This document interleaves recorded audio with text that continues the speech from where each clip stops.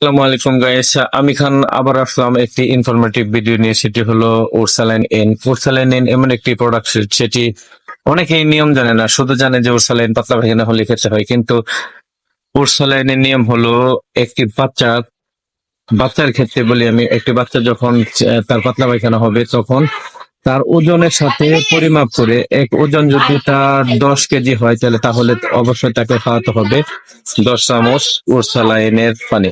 এবং যতটুকুন খেতে পারে, খাওয়ার মাঝে যদি বমি করে দেয় তাহলে কিছুক্ষণ ওয়েট করে তারপরে আবারও খেতে হবে।